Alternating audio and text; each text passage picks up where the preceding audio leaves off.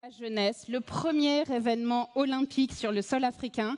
Mesdames et messieurs, merci d'accueillir très chaleureusement le président du Sénégal, Monsieur Bassirou Diomaye Faye.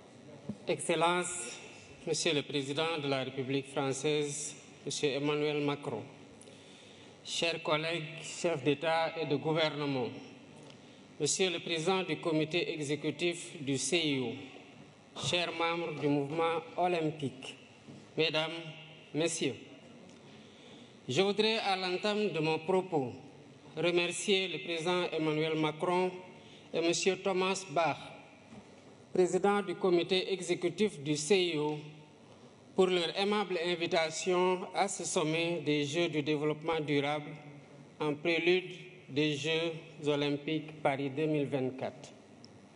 J'adresse à la France, pays hôte, et au mouvement olympique mes meilleurs vœux de succès pour ce rendez-vous de l'excellence sportive mondiale et de la fraternité humaine.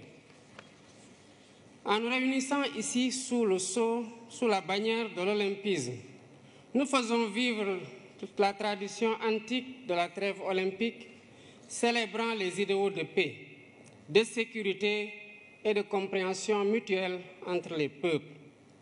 Cette tradition nous rappelle que le sport n'est pas que compétition. Il est aussi une humanité qui rassemble les peuples au-delà de leurs frontières et de leurs différences. C'est tout le sens de la résolution de l'Assemblée générale des Nations unies sur l'édification d'un monde pacifique et meilleur grâce au sport et à l'idéal olympique.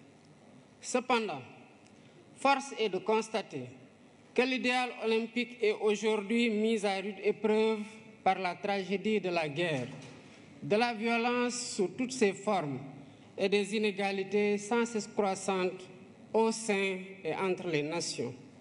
Mesdames et Messieurs, ce sommet qui s'inscrit dans la continuité du pacte de Paris pour les peuples et la planète et la perspective du sommet de l'avenir en septembre prochain à New York nous interpelle sur l'urgence d'œuvrer de façon plus résolue à la réalisation des objectifs de développement durable. Inspirée par l'idéal olympique, notre rencontre devrait sonner le réveil des consciences sur les inéquités persistantes d'un ordre mondial historiquement dépassé. Si nous voulons que les choses changent, il nous faut changer les règles du jeu. Je pense à l'évasion fiscale, aux congés fiscaux abusifs et aux autres flux financiers illicites qui privent nos pays de ressources vitales au financement du développement.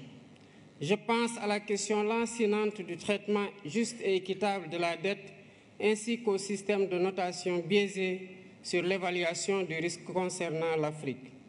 Je pense aux conditions inéquitables de la transition énergétique, quand certains partenaires interdisent le financement à l'étranger de sources d'énergie fossiles, y compris le gaz, alors qu'ils continuent d'utiliser eux-mêmes des sources beaucoup plus polluantes comme le charbon.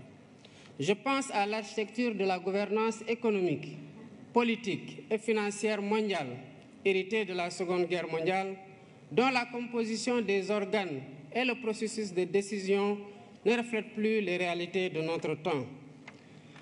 À maintes reprises et à juste titre, le secrétaire général des Nations Unies a alerté sur le risque de fragmentation d'un système international obsolète et non inclusif. À l'évidence, un système qui perpétue le statu quo et ignore les besoins légitimes de sa grande majorité crée les germes de sa remise en cause et la recherche de voies alternatives. La mutation du groupe des BRICS en un sud global plus large montre à quel point le système international est contesté et combien il urge de le réformer pour le rendre plus inclusif, plus juste, plus transparent dans l'intérêt compris de tous. La réforme est possible si nous y mettons la volonté politique nécessaire. Excellences, Mesdames et Messieurs, dans 2 ans, le Sénégal accueillera le premier événement de l'olympisme en Afrique avec les Jeux olympiques de la jeunesse. C'est un honneur que nous partageons avec notre continent. Merci au président Thomas Bach et merci aux membres du CIO pour le choix unanime porté sur le Sénégal pour abriter ce rendez-vous historique de la jeunesse mondiale. Conformément aux engagements convenus, nous préparons l'événement en tenant compte de 3 impératifs. D'abord, la co-construction entre l'État, le CIO et le Comité national d'organisation sous la conduite dynamique de M. Mamadou Diagne Ndiaye, président du Comité national olympique sportif sénégalais. Ensuite, la maîtrise des dépenses publiques en privilégiant la réhabilitation et la mise en niveau d'infrastructures existantes pour abriter les compétitions. Enfin, le suivi renforcé des questions de sécurité, d'hébergement, de transport, de restauration et de santé, entre autres. Je remercie le CIO et tous les partenaires qui nous accompagnent pour faire cette première de l'olympisme en Afrique une fête de la jeunesse du monde et une réussite collective dont nous serons tous fiers. Je saisis l'occasion pour attirer l'attention du sommet sur le fléau insupportable du racisme et de la discrimination raciale qui continue de gangréner le sport dans un contexte de banalisation des discours haineux et xénophobes. Face au racisme,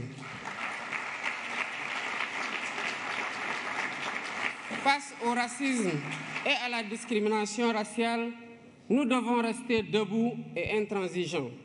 C'est ainsi que nous pourrons mieux protéger les valeurs cardinales de l'olympisme et célébrer ensemble sa magnifique devise « Citius, Altius, Fortius ». Je vous remercie de votre aimable attention.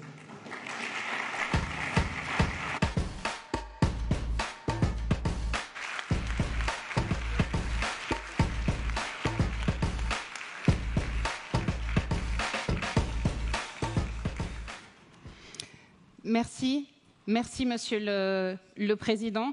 Pour clôturer